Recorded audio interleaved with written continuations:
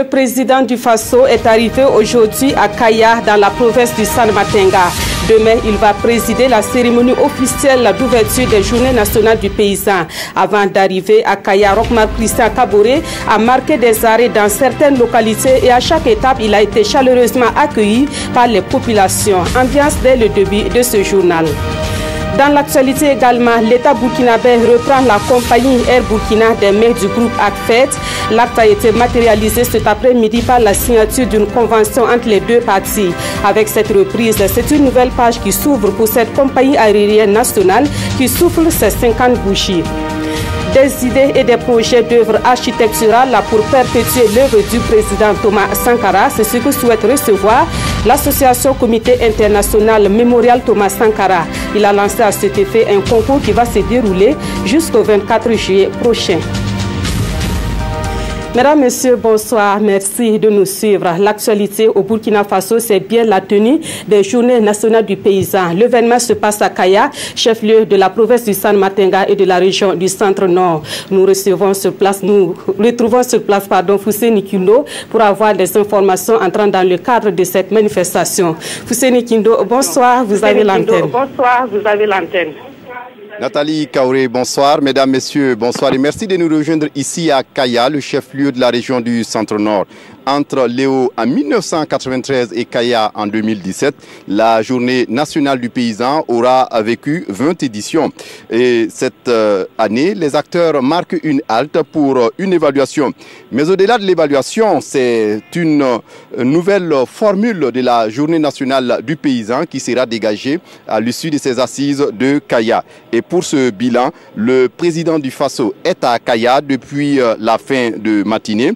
Le président Roch-Marc Christian Kaboré, qui est arrivé par la route ce jeudi en fin de matinée, et sur le trajet qu'il a conduit ici à Kaya, Roch-Marc Christian Kaboré aura pu apprécier la mobilisation des Burkinabés. Ambiance avec Urbain Benito Somé et Mouni Soubega.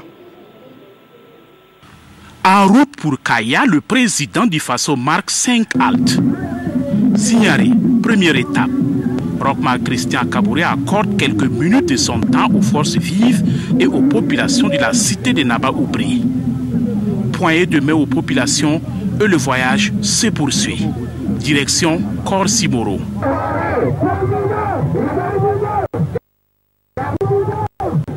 Le président Faso est accueilli dans une ambiance triomphale. Au rythme des animations et des chants, il prend un bain de foule au milieu des populations. Tous ont abandonné leur tâche, sortir, saluer Roch-Marc Christian Kaboré en partance pour Kaya. Autre localité, même ferveur. À Boussouma et à Louda, 3e et 4e étape, l'ambiance est également au grand jour.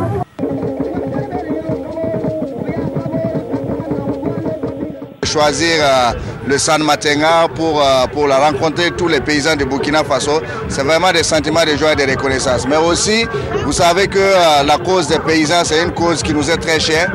Tous les moyens sont bons pour exprimer au chef de l'État joie et reconnaissance. C'est une grande joie pour nous d'avoir accueilli le président de tous les Burkinabés ici, dans notre province. Nous disons aussi Dieu merci, parce qu'il s'est déplacé pour rencontrer nous les paysans. C'est un honneur pour nous, dit cet homme. C'est des sentiments de joie et de fierté. Voilà que les paysans viennent saluer le travail des producteurs. Nous, nous accompagnons les producteurs depuis une vingtaine d'années. Effectivement, avoir les paysans qui viennent pour honorer le travail des producteurs, l'encourager de son travail et également voir ce qui peut être fait pour que l'activité puisse nourrir son homme, c'est vraiment un avantage. À l'entrée de Kaya, où le président du Faso va présider demain les festivités de la 20e édition des Journées nationales du paysan, Roch-Marc Christian Kaboré a également eu droit à un accueil digne de son rang. À Zignaré, à Corsimoro, à Boussouma et à Louda, les populations dans leur ensemble ont exprimé leur satisfaction quant à la visite de Roch-Marc Christian Kaboré, ainsi que le chef de l'État est proche de son peuple, selon un habitant.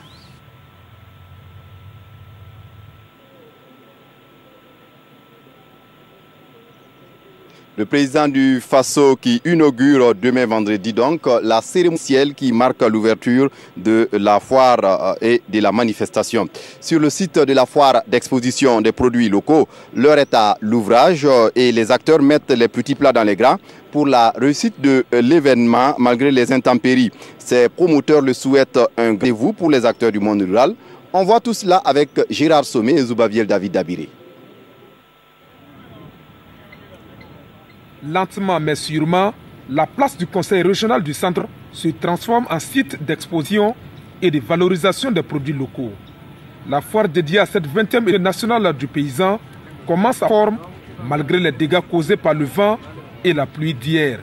Pour le comité régional d'organisation, le pari est en passe d'être tenu.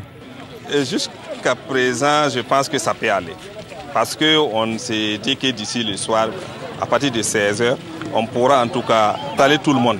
Parce que vous voyez, et les gens là s'activent pour les mettre les trains là sur place, pour que les gens là puissent en tout cas intégrer et permettre même aux jurys de commencer leur travail ce soir. Et pendant que les ouvriers s'activent à reconstruire les stands d'exposition, les acteurs du monde rural, eux, commencent à exposer le fruit de leur créativité. Nous exposons principalement les produits forestiers non liés. On a 4 principaux produits. Les produits à base de néré, les produits à base de balanites et les produits à base de karité.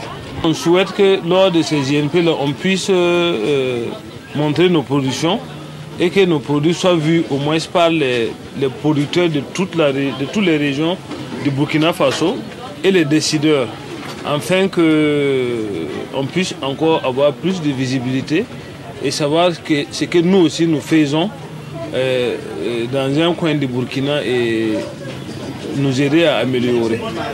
Aujourd'hui, les transformateurs reconnaissent l'apport des JNP, l'amélioration de leur production. Et ils espèrent que ces journées promotionnelles et de réflexion constitueront un point de départ pour la mise en œuvre effective du concept consommant burkinabé. Kaya se fait encore des projecteurs, mais comment les populations de Kaya accueillent cette manifestation? D'ailleurs, Saint-Ol est au courant de l'événement. Ce matin, l'ambiance était morose dans les rues de Kaya. Pour les habitants, pas d'inquiétude, la fête sera belle. Siedi Larienne, Zalissa Sanfo. Journée nationale du paysan à Kaya. Ce matin encore dans les rues, rien n'est perceptible. Mais les habitants, eux, ont à cœur de commémorer cette journée comme il se doit. La fête des paysans à Kaya, c'est une joie pour nous. Nous avons déjà choisi des bœufs et des céréales que nous allons présenter, puis nous allons profiter pour exposer nos doléances.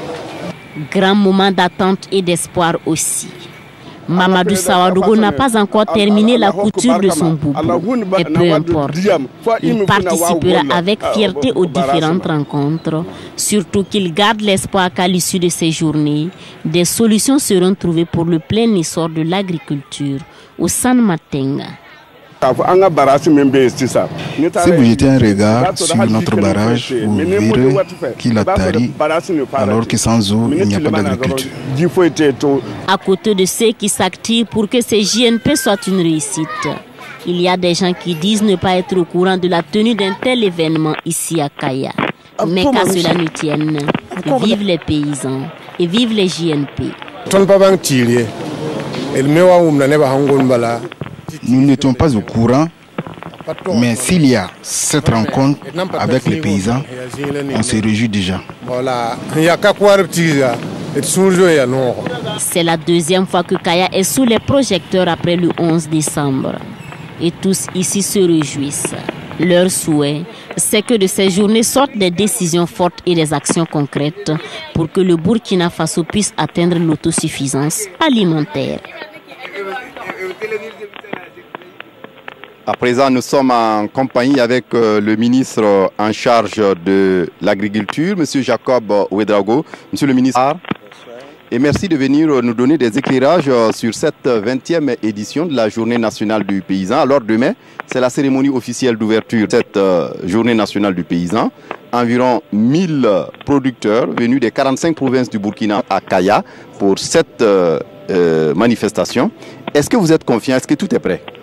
Oui, suite vous dire que tout est fin prêt pour que nous puissions passer une très belle fête.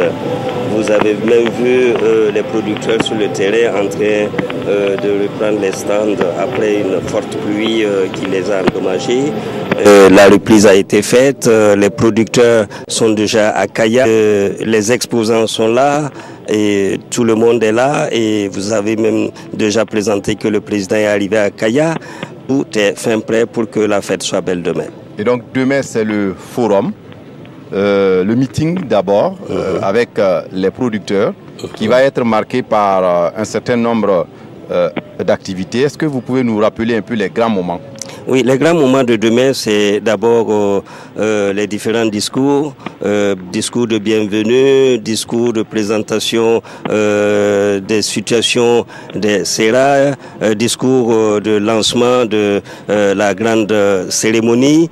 Il y aura également, après les discours, les décorations qui seront faites. Les leaders recevront leur médaille pour le grand mérite qu'ils ont eu dans le monde rural. Il y aura aussi les salutations, les félicitations, les encouragements du président qui va serrer la main de tout un chacun. Et il y aura aussi les dons de matériel agricole et d'intrants pour accompagner les producteurs dans la saison qui va bientôt commencer. Et pour le face-à-face des producteurs avec le président du FASO, c'est samedi matin. Là, c'est samedi. Mais demain, je voulais de vous préciser qu'il y a la grande foire qui va être ouverte, foire pour laquelle vous avez vu le travail qui est la mise en place. Voilà, la mise en place des stands. Et nous savons que demain aussi, le président va offrir un déjeuner à tous ces producteurs qui sont venus pour le rencontrer. Et le face-à-face, samedi matin, va être l'occasion de faire le bilan. Mais déjà, est-ce qu'on peut avoir une idée des innovations pour cette 20e édition? Oui, il faut se dire que les innovations pour ce 20e anniversaire, nous avons d'abord commencé par intégrer les producteurs eux-mêmes dans la gestion de la GNP. Ils sont tous responsabilisés au niveau des différentes commissions, sauf la sécurité, le protocole et la santé. Ça, c'est déjà quelque chose qui est lancé.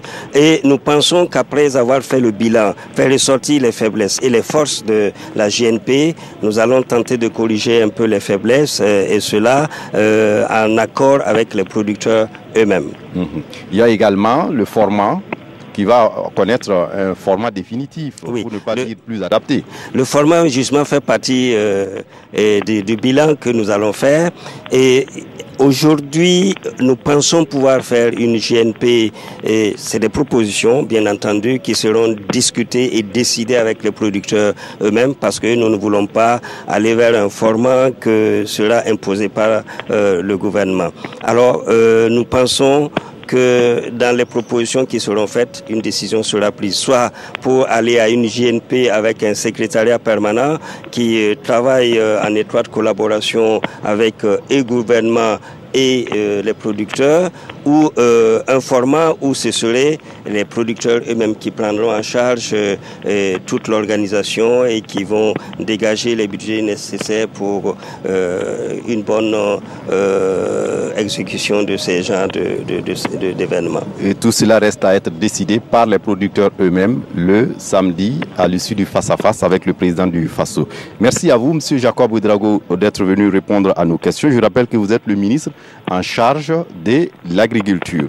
Et puis, pour terminer, la RTB, la chaîne au cœur des grands événements, est au cœur de ce rendez-vous de Kaya pour cet événement.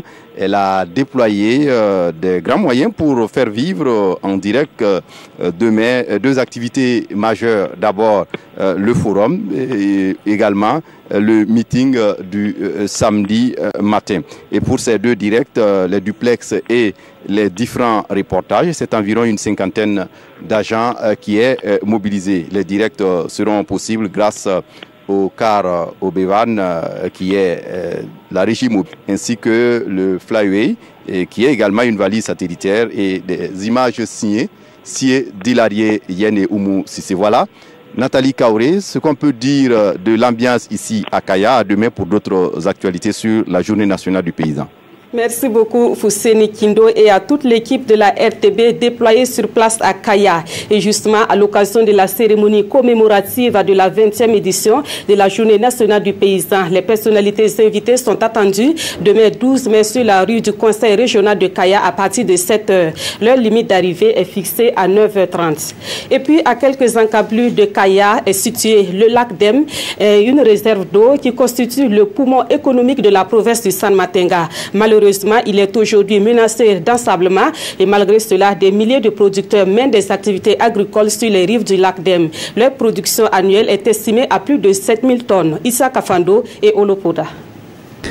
Sur les bords du lac Dem s'étendent des exploitations agricoles intensives à perte de vue. Le nombre de motopompes installées au bord de ce réservoir d'eau est un indicateur de la place qu'occupe la maraîchiculture dans la vie des populations riveraines. L'agriculture est notre principale activité. N'eût été le lac, beaucoup de personnes allaient quitter le village.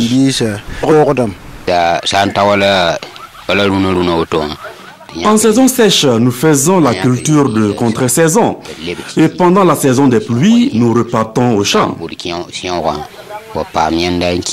Et en termes de production, le lac, autour du lac, il y a une quinzaine de villages qui exploitent le lac et la production maraîchère annuelle tourne autour de 7000 tonnes. Et tout ce qui est des légumineuses et des tubercules autour de 2000 tonnes. Pour dire vraiment que c'est une retenue d'eau qui vraiment offre de grandes potentialités et de beaucoup dans la province, pour la région du Centre-Nord, la province du San Matenga en particulier. On trouve ici des parcelles de choux, de la tomate, des aubergines, du piment et bien d'autres. Ici, ce sont des milliers de producteurs qui exploitent les rives du lac. Alors, question, l'activité nourrit-elle son homme? Avec 5 parcelles de choux, on arrive à couvrir nos besoins et même à acheter une moto neuve. Ce qui fait que nos enfants ne vont pas sur les sites aurifères. On ne connaît pas non plus l'exode rural. Comme ces maraîchers, ils sont nombreux les exploitants du lac Dem qui vivent de leur métier. C'est le cas de ce producteur de bananes qui exploite une superficie de plus de 2 hectares sur les berges du lac. En 6 ans d'expérimentation, il affirme que son exploitation lui permet de vivre décemment. Avant, je vendais mes récoltes à Ouagadougou, mais aujourd'hui, je n'arrive même pas à satisfaire la demande sur le plan local. Je vendais la tonne à 300 000 francs CFA. Il arrive souvent même que ma production atteigne 3 à 4 tonnes. C'est vraiment de l'argent. Malheureusement, l'appât du gain amène certains exploitants à poser des actes d'incivisme qui sont aujourd'hui les causes de la dégradation du lac. Et parmi ces pratiques, il y a les exploitations dans l'île même du lac qui accélèrent l'ensablement et l'utilisation abusive des pesticides, source de pollution. Les acteurs du monde rural qui interviennent dans la transformation des produits locaux seront bien présents à Kaya pour ce JNP. Dans ce journal, nous allons à la découverte d'une transformatrice de produits locaux. Elle est basée dans la région du Nord. Elle s'est à Diarotou Ouedraogo et elle transforme les mangues, les produits céréaliers et maraîchers. À ce jour, elle emploie une centaine d'autres femmes. Son portrait avec Irénée Kaboré et Aliou Alain Savadogo. Pour un début là, ça n'a pas été facile. Notre première année là, ouais, on a pleuré. Et c'est par le courage et la détermination que Agaratou Ouedraogo Guindo, appelée Aga, est aujourd'hui une transformatrice dans la région du Nord. Âgée d'une quarantaine d'années, Aga a abandonné l'école au secondaire pour s'aventurer dans l'animation des associations avant d'arriver dans la transformation des produits locaux en 2008. Pour la transformation agroalimentaire, je peux dire que nous transformons les fruits, légumes, céréales et tubercules. Après plusieurs faillites dans la transformation en 2008 et 2011, Aga est parvenu à mettre en place une association nommée Centre de veille pour la promotion de la femme CEPROFEM. L'objectif, c'est quand même rassembler les femmes et les enfants à trouver de pouvoir sortir dans la pauvreté. 90% des femmes sont des veuves, des jeunes femmes veuves. Pour le fonctionnement du centre, Madame Ouedraogo emploie plus d'une centaine de femmes. La quantité transformée est environ 2 tonnes par jour. si on avait notre propre véhicule, on allait prendre beaucoup, au moins 15 tonnes, qui vont nous permettre de travailler une semaine et attendre le temps que les camions repartent au niveau de Ouroudara, aller chercher encore. Une partie des produits transformés est transportée à Bobo et en Allemagne. La transformation est une activité qui nourrit son homme selon Agia. Nous avons des femmes qui sont des cas sociaux. Nous payons des vivres aussi pour soutenir les femmes. Nous payons aussi la scolarité des femmes, des enfants des femmes. Il y a des femmes aussi, elles sont pas veuves, mais elles sont plus que veuves. C'est des femmes diminuées. Il faut les accompagner. Donc, du coup, on les aide par rapport à ça. La location de la cour, les coûts du transport des mangues de Ouroudara constituent des difficultés qui réduisent considérablement les économies de Agia. Et le maïs fait partie des matières premières pour les transformateurs des produits locaux. Et parlant de cette céréale, la recherche agricole a permis d'améliorer les semences du maïs au Burkina Faso. Cette évolution a un impact positif sur la production agricole et elle fait la fierté des producteurs burkinabés et même au-delà de nos frontières. Plus de précisions dans ce dossier signé Karim Ilboudo et Adi Sandamba. Ceci est un échantillon de semences améliorées de maïs, fruit de la recherche burkinabé. Nous sommes dans l'un des laboratoires de l'Institut national de recherche agricole INERA, site de Farakoba.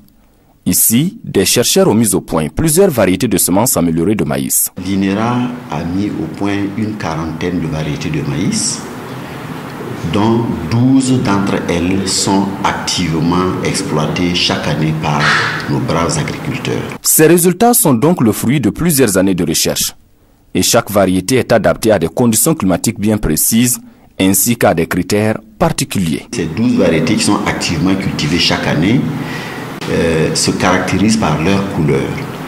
On en a deux essentiellement. La couleur blanche, qui est la couleur dominante que les consommateurs sollicitent, puisqu'ils le mangent en majorité sous forme de taux, et la couleur jaune, pour ce qui est du maïs consommé en frais, le maïs utilisé comme couscous et autres recettes dérivées. Beaucoup d'entre elles résistent à la sécheresse. Elles sont toutes résistantes aux maladies que nous rencontrons au Burkina Faso. Une chose est de mettre au point des semences améliorées et une autre est de les vulgariser. Et c'est là qu'interviennent les producteurs semenciers. Un maillon de la chaîne qui sert de courroie de transmission entre les chercheurs et les agriculteurs. Notre travail aujourd'hui consiste à faire de telle sorte que le plus grand nombre de producteurs burkinabés puissent effectivement connaître ces variétés. Si vous partez aujourd'hui à Kaya, vous partez à Ouéguia, vous allez voir des gens qui sont en train de rentrer dans la production du maïs. Ce n'est pas pour rien, c'est parce que c'est plus rentable. Si on veut faire une estimation, plus de 90% des variétés améliorées de maïs qui sont cultivées au Burkina ont été créées par l'INERA. Donc ça, c'est un motif de satisfaction. Mais derrière tous ces succès se cachent d'énormes difficultés. Des difficultés qui mettent à mal la recherche scientifique. En général, ça va de 6 à 8 ans pour créer une variété. Et donc, ça veut dire que ça demande beaucoup de moyens. Donc, la première des contraintes au niveau de la création variétale, c'est la disponibilité des moyens financiers. Vous avez beaucoup d'expertise, c'est-à-dire des technologies qui ont été mises au point par la recherche et donc qui sont souvent utilisées sans que les utilisateurs ne sachent même que ça vient de la recherche nationale. Malgré tout, ici à l'INERA, on a toujours des chercheurs qui cherchent, qui trouvent pour le bien-être des populations. En plus du maïs, les chercheurs de l'Institut ont mis au point plusieurs autres variétés de céréales, de légumes, de féculents et autres pour l'atteinte de la sécurité alimentaire au Burkina Faso. Autre point de l'actualité, l'État burkinabé reprend la compagnie Air Burkina des mains du groupe ACFED. Déjà en juin 2016, cette agence de microfinance avait émis le souhait de se retirer de la gestion de la compagnie Air Burkina. Et tout s'est concrétisé cet après-midi par la signature de la convention de cession d'actions entre ACFED et l'État burkinabé. Plus d'explications avec Roger Kam et Aimé Solange Guigma. Entre les mains du Fonds Aga-Khan pour le développement économique ACFED depuis 2001 dans le cadre de la privatisation, la compagnie Air Burkina vient d'être cédée à l'État burkinabé à travers cette signature de convention de cession d'actions. Le groupe ACFED a manifesté son souhait de se retirer de la gestion d'Air Burkina le 13 juin 2016 pour des raisons stratégiques. L'objectif du fonds est de contribuer au développement économique. Et chaque fois qu'une réévaluation du portefeuille est faite, on prend activité, secteur d'activité et on regarde si on contribue réellement au développement économique et deuxièmement, si quelqu'un d'autre ne pourrait pas mieux gérer cette compagnie que nous.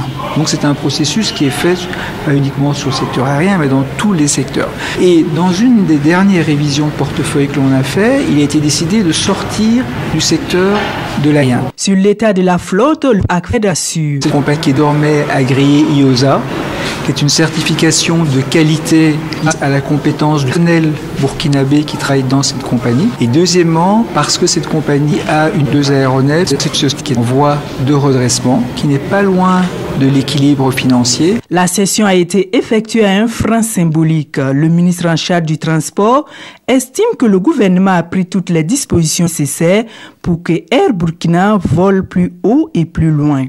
Lorsque nous n'étions pas prêts, nous avons demandé au prince Aga-Khan de reculer l'échéance et il a accepté. La date d'aujourd'hui, 11 mai, nous avons pris une responsabilité pour la continuité. Mais il faut dire que c'est un véritable défi.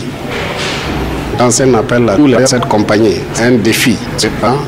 C'était exploité par un privé. Maintenant, le capital est détenu par l'État, 99,90%. Et donc, nous n'avons pas le droit de faillir. Avec la signature du contrat de cession d'actions et de l'avenant au contrat de sous-location d'aéronefs entre Air Burkina et Finaircraft, c'est un dynamisme nouveau qui est insufflé à cette compagnie nationale ces 57 années. Depuis 2012, l'Alliance bordelaise s'est engagée à améliorer le climat des affaires en Afrique de l'Ouest. Pour cela, elle travaille à lever les obstacles et à réduire les barrières dans la sous-région. Le sujet est au centre de la 6e conférence annuelle de l'Alliance bordelaise qui a débuté hier à Ouagadougou. Une conférence a placé sous le signe de l'optimisation des opportunités sociales et la facilitation des échanges commerciaux. Césaire Carrefour, Maïmouna Traori. Depuis sa création en 2012, l'Alliance bordelaise a fait de l'amélioration de la gouvernance routière et de la facilitation du commerce en Afrique de l'Ouest son cheval de bataille. Cette 6e conférence annuelle s'inscrit dans la même dynamique car les défis restent énormes malgré l'entrée en vigueur en février 2017 de l'accord de l'Organisation mondiale du commerce sur la facilitation des échanges. C'est d'abord des défis, l'amélioration de nos procédures administratives en vue de simplifier, harmoniser tout ce qu'il y a comme processus en vue de la facilitation des échanges au niveau national. Mais également l'autre défi au niveau du secteur privé, c'est la mise aux normes de nos manières de faire, l'introduction dans nos habitudes de certaines bonnes pratiques au niveau national pour nous assurer que l'Afrique de l'Ouest sera intégrée dans des valeurs au niveau national. Cette rencontre donne l'occasion aux acteurs du public et du privé de se concerter et de faire des propositions concrètes à même de lever les obstacles à la fluidité du trafic sur les différents corridors. Je forme l'espoir que cette réunion des experts, spécialistes, professionnels, chercheurs et praticiens qui constitue la présente assemblée constituera une réelle contribution à la solution idoine pour le renforcement d'actions de facilitation des échanges. Faciliter le transport et le commerce, c'est créer les conditions d'un monde où le développement mondial profite à tous. La 6e conférence de l'Alliance bordelaise prévoit 3 panels. Les activités ont commencé avec cette conférence inaugurale sur le thème « Optimiser les opportunités commerciales, le rôle de la facilitation des échanges ». Des idées et des projets d'œuvres architecturales pour perpétuer le président Thomas Sankara. C'est ce que se recevoir l'association Comité international mémorial Thomas Sankara. Elle a lancé à cet effet un concours qui va se dérouler jusqu'à 4 juillet prochain. Pour prendre part à ce concours, des architectes nationaux et internationaux. Plus de précisions avec Césaire Carrefour et Tanga Kafando. L'association Comité international du mémorial Ankara lance le concours international d'architecture en vue de la conception d'une œuvre architecturale du mémorial Thomas Sankara.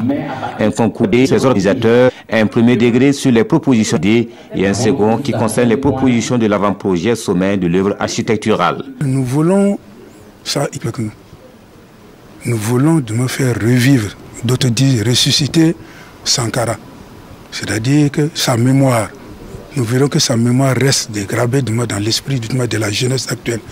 Parce que c'était un défenseur de la jeunesse, c'était un défenseur de la femme. Et aujourd'hui, nous nous rendons compte que partout, tout ce que Sankara a eu à défendre comme cause sont d'actualité. Donc ça veut dire que, effectivement, les messages qu'il avait de toute manière fait porter, évidemment, n'ont pas eu d'écho il y a 25 ans, mais aujourd'hui, ce sont des messages qui sont à l'ordre du jour. Le concours s'adresse aux architectes individuels, aux cabinets d'architectes nationaux et internationaux. Le jury est composé de 8 membres, dont 3 représentants l'ordre des architectes du Burkina, 2 représentants l'association, 1 représentant le ministère de la Culture, des Arts et du Tourisme, 1 représentant la Direction générale de l'architecture, de l'habitat et de la construction. Les 5 meilleurs projets à l'issue du second degré reçoivent des prix allant de 1 à 10 millions de francs CFA et les candidats ont jusqu'au 26 juillet pour déposer leurs propositions. L'actualité au Burkina Faso est aussi marquée par la prolifération des produits impropres à la consommation sur le marché. Donc, et les quotidiens en parlent dans leur parution de ce jeudi. La revue de presse est avec Abdoul Rasmani Zongo. Aussi surprenant que cela puisse paraître, et pourtant les faits sont réels. Explication. Un commerçant relate les éditions Le Pays, est venu à la stupéfaction générale, déclaré lui-même à la police municipale de Ouagadougou, qu'il possède un stock de lait périmé dans son magasin. 500 cartons de 24 boîtes, soit arithmétiquement 12 000 boîtes de lait inconsommables. Une initiative saluée par la police, mais qui contraste encore avec d'autres attitudes. N'est-ce pas, confirme l'Express du Faso, sous le titre, je cite, « 2050 boîtes de conserve avariées saisies par la police municipale de Bobo. Il s'agit, raconte notre confrère, de plus de 40 cartons de 50 boîtes de conserve de poissons impropres à la consommation. » Dans la même veine, aujourd'hui au Faso, citant son confrère en ligne le Faso.net, s'interroge sur la commercialisation et la consommation du riz plastique au Burkina Faso. Madame Karaman, victime, en a consommé, ajoute le journal, et vigilance à la population et à consommer le riz local. Autre fait, à Solenzo, une élève de 23 ans, s'attriste et dénonce Sidoya, a été tuée par son copain de 72 ans pour infidélité. Et le pays lui condamne un violet d'une fillette de 4 ans et qui écope de 5 ans de prison. En sport, Mathias Sorgo, vainqueur sortant du Tour du Bénin, enfile le maillot jaune à la première étape courue ce 10 mai. Nous sommes le 11 mai et le monde des artistes célèbre la disparition de Bob Marley, mort en 1981. Jusque-là, sa musique a bercé des millions de mélomanes à travers le monde. Je vous propose justement un bout de ce répertoire musical.